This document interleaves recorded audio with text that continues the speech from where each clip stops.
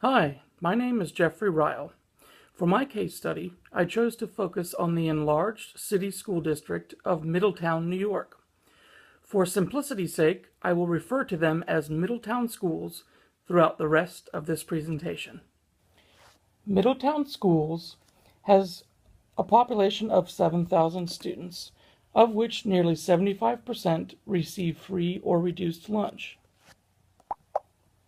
Before blended learning was introduced, Middletown schools struggled with low student achievement in reading and math, particularly at the elementary level.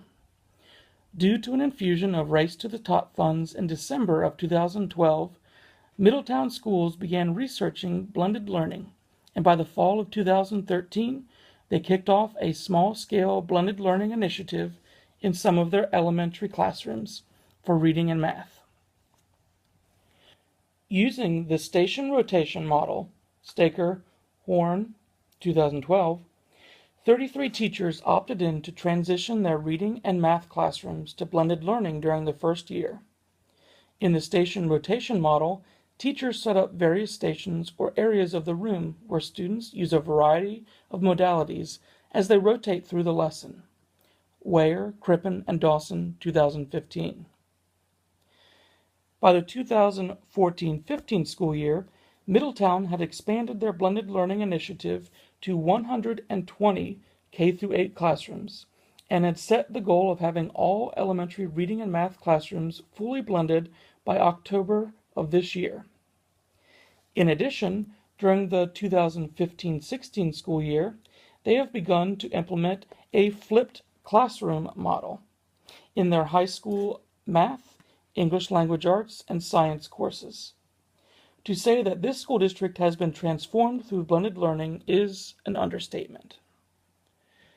Using Northwest Evaluation Association's NWEA assessment, called Measures of Academic Progress, also known as the MAP, Middletown elementary students in classrooms that utilized blended learning have shown greater growth than students in traditional classrooms in the district in both reading and math. Specifically, in every elementary school grade, except for math in grade 2, students in blended classrooms showed more growth than their non-blended peers.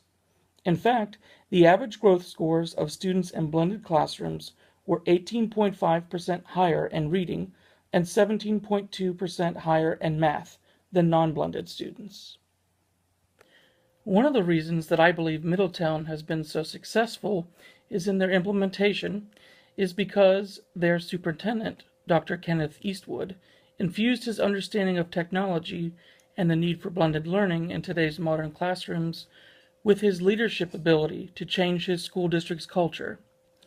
While Dr. Eastwood's name is never mentioned specifically in this particular research article, all it takes is a quick Google search to learn that he was instrumental in spearheading the move toward blended learning in Middletown.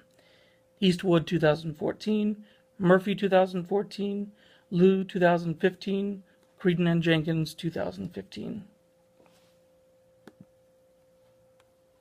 In all that I've read, I can infer that Dr. Eastwood understood and implemented Cotter's 8-step change model in his approach to blended learning. Cotter, 1996. First, he created a sense of urgency by repeating the message that Middletown students were not being successful and that the only way out was personalized learning through a blended learning model. Then he recruited a powerful group of change leaders, those 33 teachers that were already on board and volunteered to be the pilot group for this initiative. By removing as many obstacles as possible, such as purchasing many more devices and improving the professional development on blended learning for teachers, he easily built a vision and effectively communicated it. The final linchpin, and in reality the most important aspect, was to create a quick win of increased student achievement, which he did within the first year of implementation. Clearly, he was able to build on his momentum because the district had seen a dramatic increase in the number of students experiencing blended learning in Middletown.